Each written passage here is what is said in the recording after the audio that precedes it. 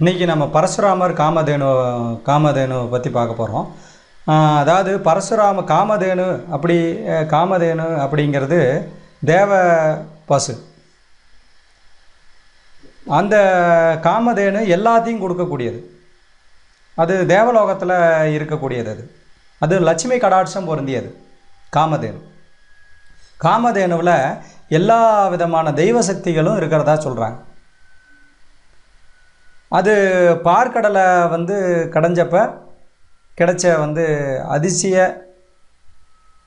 அதாவது திவ்யமான விஷயங்களில் அதிலேருந்து தான் காமதேனு கிடைச்சதா சொல்கிறாங்க. அதிலேருந்து நிறையா கிடச்சிது, அதில் காமதேனு கிடச்சதா சொல்கிறாங்க. அதனால் காமதேனு அப்படிங்கிறது எதை வேணாலும் பார்த்திங்கன்னா கொடுக்கக்கூடியது, அல்ல குறையாதது காமதேனு. அந்த காமதேனு பரசுராமரோட அப்பா ஜமத்கனி முனிவர், அம்மா ரேணுகாதேவி. அது நம்ம முன்னாடி ஒரு வீடியோவிலேயே பார்த்தோம். அதாவது ரிஷிகரோட மனைவி சத்தியவதி, ரிஷிகருக்கும் சத்தியவதிக்கும் பிறந்தவர் ஜமத்கனி முனிவர். அந்த ஜமத்கனி முனிவரோட மகன்களில் ஒரு மகன் தான் பரசுராமர். அந்த பரசுராமர் அந்த ஜமத்கனி முனிவர் அவங்க பரசுராமரோட அம்மா ரேணுகாதேவி. ஸோ அந்த யாகசாலையில் அவங்க ஒரு அடர்ந்த வனத்தில் இயற்கை சூழ்ந்த பகுதியில் அவங்க யாகம் சாலை அமைச்சு அந்த யாகசாலைகளில் சிஷ்யர்கள் இன்னும் நிறையா அந்த குரு பத்தினி அதுக்கப்புறம் சிஷ்யர்கள், இந்த மாதிரி நிறையா குரு பத்தினிகள்லேருந்து எல்லாரும் சேர்ந்து அங்கே பார்த்திங்கன்னா யாகம் உலக நன்மைக்காக யாகம் நடந்துகிட்டு இருக்கிற ஒரு இடம் ஜமத்கனி முனிவர் இருக்கிற இடம். பரசுராமர் அங்கேருந்து அவர் பார்த்திங்கன்னா இன்னும் கொஞ்சம் தூரம் உள்ள கொஞ்சம் தூரமாக ரொம்ப தூரமாக அவர் காட்டுக்குள்ளே போய் தவம் இருக்கிறார் பரசுராமர். அந்த ஜமத்கனி முனிவர் இருக்கிற இடத்துல பரசுராமர் ஜமத்கனி முனிவர் எல்லாம் இருக்கிற அந்த பார்த்திங்கன்னா வேதசாலையில் வேதங்கள் ஒலிக்கிற அந்த இடத்துல காமதேனு ஒரு சாபத்தினால தான் தவம் இருக்கணும் அப்படிங்கிறதுக்கு, அது சாபமா அப்படின்னு சொல்ல முடியாது, பட் தவம் இருக்கிறதுக்கு உகந்த இடம் பூமி தான். அதாவது தேவர்களே தவம் இருந்து ஏதாவது பார்த்திங்கன்னா உயர் சக்திகள்கிட்ட இருந்து கடவுள்கிட்ட இருந்து ஏதாவது ஒரு வரம் வாங்கணும் அப்படின்னா அதுக்கு பூமியை தான் தேர்ந்தெடுத்தாகணும். ஏன்னா பூமிங்கிறது ஒரு அற்புதமான இடம் தவம் செய்யறதுக்கு. அதனால் காமதேனு பூமியில் தவம் இருந்து ஒரு வரம் வாங்கணும் அப்படின்னு சொல்லி அந்த தவம் இருக்கிறதுக்கு ஒரு சிறந்த அமைதியான இடத்த பூமியில் தொழும் போது அந்த ஜமத்கனி முனிவரோட பார்த்திங்கன்னா அந்த வேதசாலை தான், அந்த குடில்கள் இருக்கிற இடம், அந்த வனம் இதெல்லாம் பார்த்திங்கன்னா ரொம்ப அமைதியானதாக இருக்குது. அதனால் அங்கே வராங்க காமதேனு. அங்கே அவங்க எது கேட்டாலும் கொடுப்பாங்க. ஆனாலும் கூட ஜமத்கனி முனிவர் அதாவது எந்த விதமான உணவுகள் யாருக்கு எவ்வளவு கேட்டாலும் காமதேனுவால் அள்ளி அள்ளி கொடுக்க முடியும். அதுதான் காமதேனு. ஸோ அந்த மாதிரி இருந்தாலும் அவர் தினம் பூஜைகளுக்கு தேவையான நிவேத்தியங்களோ இல்லை அங்கே இருக்கிற இன்னும் சிஷியர்கள் மற்றபடி பார்த்திங்கன்னா குரு ஜமத்கனி அவங்க குரு பத்தினி இவங்க எல்லாருக்கும் தேவையான மொத்தத்தில் அங்கே இருக்கிற அத்தனை பேருக்கும் தேவையான சாப்பாட்டை சாதாரண கண்ணுமிக்கிற நேரத்தில் அறுசுவை உணவாக அமிர்தம் மாதிரி இருக்கிற உணவுகளையே காமதேனுவால் கொடுக்க முடியும். ஆனாலும் ஜமத்கனி முனிவர் என்ன பண்ணுவார்னா அதெல்லாம் பண்ண மாட்டார். ஒரு சாதாரணமாக அங்கே இருக்கிற அதாவது வனத்தில் அவங்க பயிரிட்டோ அல்லது இருக்கிற அந்த காய்கறிகள் இதெல்லாம் வாங்கி கொண்டு சமைச்சு அவங்க சாப்பிடுவாங்க.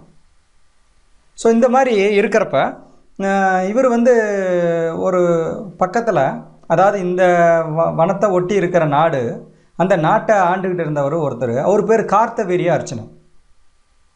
அந்த கார்த்தவீரிய அர்ச்சனன் வேட்டைக்காக காட்டுக்குள்ளே வரான்.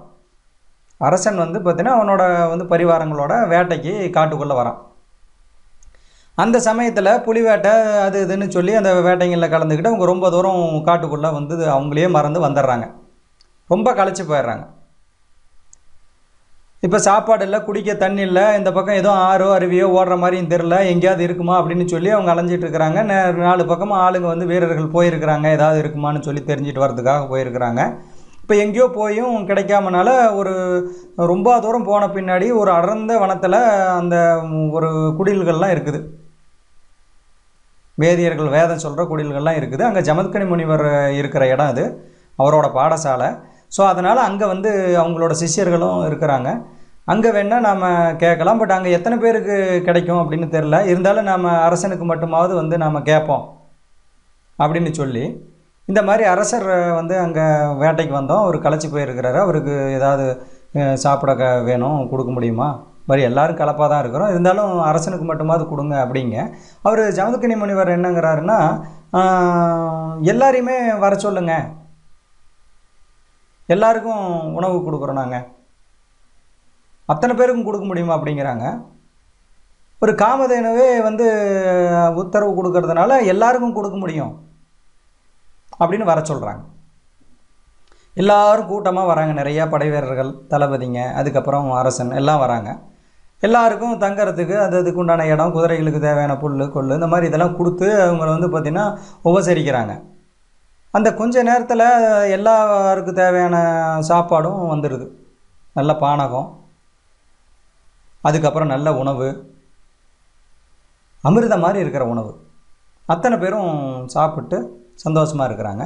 அந்த சமயத்தில் இந்த கார்த்திவெறிய அர்ச்சனனுக்கு ஒரு எண்ணம் தோணுது, இவரால் மட்டும் எப்படி இப்படி கொடுக்க முடிஞ்சுது அப்படின்னு கேட்குறாங்க. அது ஒரு காமதேனு தான் காரணம். காமதேனு வந்து பார்த்திங்கன்னா அங்கே தேவலோக பசு, அது வந்து கேட்டதை கொடுக்கும், அதனால தான் முழு சுவையாக இருக்குது. அப்படிங்கும்போது இந்த கார்த்திவெறிய அர்ச்சனனுக்கு ஒரு எண்ணம் வந்துடுது. அதாவது என்னென்னா, நாம் அரசன் இந்த நாட்டை ஆள்றவன் அப்படின்னு தான் பேர். ஆனாலும் கூட இந்த முனிவர் வந்து பார்த்திங்கன்னா ஜமத்கினியோட ஆசிரமத்துக்கு நாம் வந்தோம்னாலும் அந்த ஆசிரமத்தில் நாம் வந்து அவர் காலடியில் நாம் தான் உளுந்து ஆசீர்வாதம் வாங்க வேண்டியிருக்குது. ஒருவேளை இந்த ஜமத்கினி முனிவரை வந்து பார்த்திங்கன்னா நம்ம அரண்மனைக்கு கூட்டிகிட்டு வந்தாலும் நாம் குடும்பத்தோடு வந்து நாம் தான் அவர் காலில் உளுந்து ஆசீர்வாதம் வேண்டியதாக இருக்குது. அவர் என்ன நம்மளை விட உயர்வு, நாம் என்ன தாழ்வு? அரசனாக இருந்து என்ன பிரயோஜனம்? அதுக்கு ஒரே ஒரு என்ன காரணமாக இருக்கும்? ஏன் நாம் வந்து அவரோட இடத்துக்கு வந்தாலும் நாம் தான் அவர் காலில் விழுந்த ஆசீர்வாதம் வாங்குகிறோம், அவர் நம்ம இடத்துக்கு வந்தாலும் நாம் தான் அவர் காலில் விழுவுறோம்?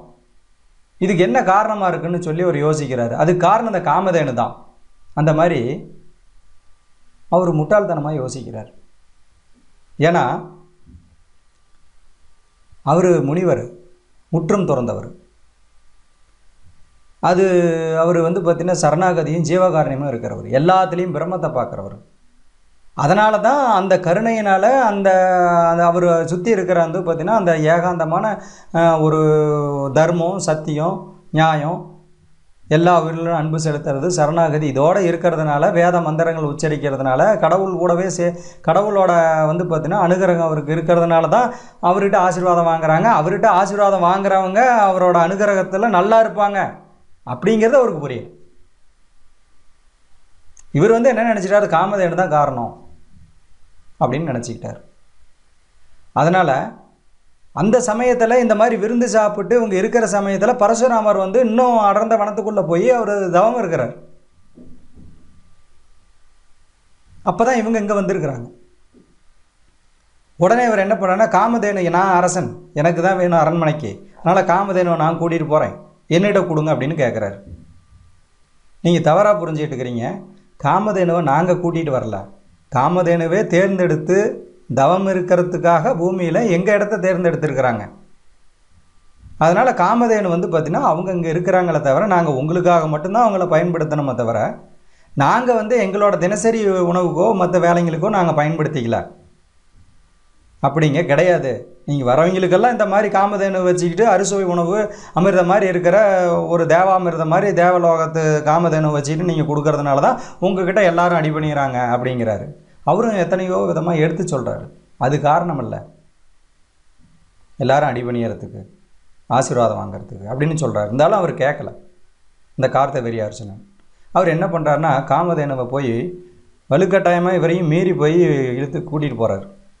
காமதேனு சோகமாக வேறு வழி இல்லாமல் அது சோகத்தோடு கிளம்பி போகுது.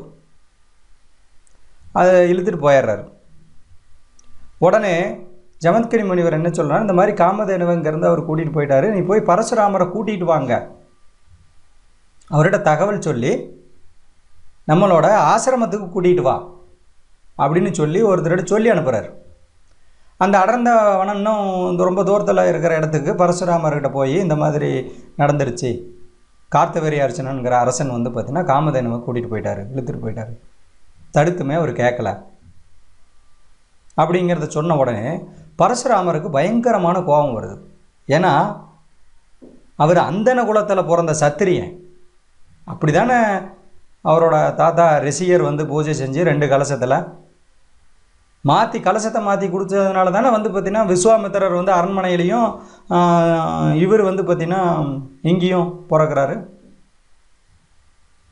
அரசனாக பிறந்து முனிவரானவர் ஒருத்தர், இவர் முனிவராக பிறந்து சத்திரியனானவர் இவர். அதனால் இவர் சத்திரியன். போய் கேட்ட உடனே அதனால் கூட்டு வர சொன்னார். ஜமத்கனி முனிவர்னு கூப்பிட்றாரு, அப்பா கூப்பிட்றாரு, வானுக்கு சொல்கிறாரு. ஆனால் இவர் வந்து அங்கே வந்து என்ன பண்ண போகிறேன், கூட்டிகிட்டு போனவன் அவன் தானே காமதேனுவை, அவனை போய் வந்து பார்த்திங்கன்னா உண்டு இல்லைன்னு ஆக்கிறத விட்டுட்டு அவனை அழித்து சர்வநாசமாக்குவேன், அவன் நாடே இருக்காது அப்படின்னு சொல்லி கோவத்தோட ஒத்த பிராமணனா தன்னோட பரசுவை எடுத்துக்கிட்டு வில்லேந்தி ஒரு ஆளா ஒரு அரசாங்கத்தவே எதுக்குறாரு. இவரோட கோபமும் அந்த வேகமும், ஏன்னா இவர் விஷ்ணுவோட அம்சமாச்சே, அவரோட வந்து பார்த்திங்கன்னா அவதாரமாச்சே, தாங்க முடியல. எல்லாத்தையும் அழிச்சிட்றார். அழிச்சிட்டு காமதேனுவை கூட்டிகிட்டு தான் வர்றார். அப்போ தான் ஜமத்கனி முனிவர்கிட்ட வந்து இந்த மாதிரி நான் கூப்பிட்டு வந்துட்டேன், எல்லாத்தையும் அழிச்சிட்டேன்னு சொல்கிறாரு. அதுக்கு தான் ஜமத்கனி முனிவர் சொல்கிறார், அதாவது உனக்கு வந்து ஒரு அமைதி இல்லை, நிதானம் இல்லை, முன்கோபம் இருக்குது. நான் உனக்கு குருவாக இருந்து என்ன கற்றுக் கொடுத்தேன் அப்படின்னு எனக்கு தெரியல. எதுக்காக இப்படி வந்து பார்த்தீங்கன்னா கோவப்படுற, எதுக்கு இந்த வேகம், எதுக்கு நிதானம் இல்லாத தனம்? நிதானம் இல்லாத செய்கிற எந்த வேலையுமே வந்து வெற்றி அடையாது. அது அதர்மத்தில் தான் கொண்டு போய் விடும். ஒன்றால் மட்டும்தான் அவங்கள வந்து பார்த்தீங்கன்னா அந்த அரசனை ஜெயிச்சு அந்த காமதேனுவை கொண்டு வர முடியுமா? அதை நினச்சிருந்தா காமதேனுவே வந்து பார்த்தீங்கன்னா செஞ்சுருப்பாங்களே. ஏன்னா காமதேனுவுக்கு சாப்பிட்றதுக்கு உணவுகளை மட்டுமே தான் உற்பத்தி பண்ணணும்னு கிடையாது. கண்ணை மூடி முழிக்கிற நேரத்தில் வந்து பார்த்தீங்கன்னா பல கோடிக்கணக்கான வீரர்களை உருவாக்குற சக்தியும் காமதேனுக்கு உண்டு.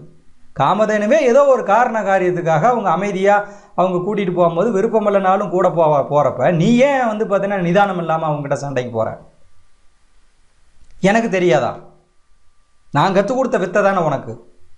நான் வந்து தடுத்திருக்க மாட்டேனா, எல்லாத்தையும் அடிச்சிருக்க மாட்டேனா? என்னை தாண்டி காமதேனுவை கொண்டு போயிருக்க முடியுமா? அதனால் உனக்கு நிதானம் இல்லை. நிதானம் இல்லாதவங்கிட்ட எந்த விதமான சாத்வீக குணமும் இருக்காது. நீ தவ வாழ்க்கையும் இருக்க முடியாது, நீ பிரமத்தை அடைய முடியாது. அதனால் நீ என்ன பண்ணு, நான் உனக்கு இது வரைக்கும் குருவாக இருந்து கற்றுக் கொடுத்ததெல்லாம் போதும். நீ வந்து இந்த வடதேசம் நோக்கி போய்கிட்டே இரு. எல்லா ஊர்கள்லையும் கிடைக்கிறத சாப்பிடு. எந்த இடத்துல உக்காந்து உன்னால் வந்து மந்திர ஜபம் பண்ண முடியுமோ பண்ணு. எந்த இடத்துல குருவை தேடு. நான் உனக்கு குரு இல்லை, நான் கற்றுக் கொடுத்ததை வந்து பார்த்தீங்கன்னா நீ முழுசும் கற்றுக்கிட்டு இருந்தீங்கன்னா இந்த மாதிரி நிதானம் இல்லாமல் நீ செய்ய மாட்டேன். இந்த மாதிரி உனக்கு கோபம் வராது. கோபம் அழிவுக்கு சத்துரு. அதனால் நான் உனக்கு குருவாக இருந்து கற்றுக் கொடுத்தது ஒன்றும் இல்லை. நீ புதுசாக குருவை தேடு. குருவை தேடி போ. இமயமலை வரைக்கும் போ. எங்கே உனக்கு யாரை பார்த்தா குருன்னு தோணுதோ அவரு குருவாக ஏற்றுக்கிட்டு அவர்கிட்ட கற்றுக்கா. எந்த இடம் உனக்கு வந்து பார்த்தீங்கன்னா நல்ல ஒரு அதிர்வுகள் இருக்கிற இடமா இருக்குதோ அந்த இடத்துல உட்காந்து மந்திர ஜபம் பண்ணு. கிளம்பு, ஆசிரமத்தில் இனிமேல் இருக்காத அப்படின்னு சொல்லி பரசுராமரை ஆசிரமத்தை விட்டு அனுப்பிடுறார். இவரும் பல ஊருங்க பல தேசம் எல்லாத்தையும் கடந்து கிடைக்கிறத சாப்பிட்டுக்கிட்டு குருவை தேடிக்கிட்டே போகிறார். குரு கிடைக்கவே இல்லை, எங்கேயுமே குரு கிடைக்கல. அப்போ நமக்கு குருவே கிடைக்க மாட்டாங்களாட்டங்குது, நம்ம தப்பு பண்ணிட்டோமோ அப்படின்னு சொல்லி வருத்தத்தோடு போகிறாரு. பல இடங்களில் அலைஞ்சி பல ஆண்டுகளுக்கு அப்புறம் இமயமலை அடிவாரம் வரப்ப ஒரு வந்து கிழிஞ்ச ஆடையோட பார்க்குறதுக்கு வந்து பார்த்திங்கன்னா தோற்றமே எளிமையான தோற்றம் இருக்கிற ஒரு ஏழ்மையான தோற்றத்தோடு இருக்கிற ஒருத்தர், சுற்றி ஒரு 4 நாய்ங்க இருக்குது. இவருக்கு அவரை பார்த்த உடனே உள்ளுக்குள்ளே ஏதோ ஒரு எண்ணம் வருது. அவர்கிட்ட போய் என்னை சிஷியனா ஏற்றுக்க சொல்லி நம்ம கேட்போமா அப்படின்னு சொல்லி போய் அவரோட பாதம் பணிஞ்சு அவர்கிட்ட வந்து பார்த்திங்கன்னா என்ன சிஷியனா ஏற்றுக்கணும் நீங்கள் அப்படின்னு கேட்குறாரு. அவரும் இவரை ஏற்றுக்கிறார். அவர் யார், என்ன நடந்தது அப்படிங்கிறத நாம் இன்னொரு வீடியோவில் பார்ப்போம்.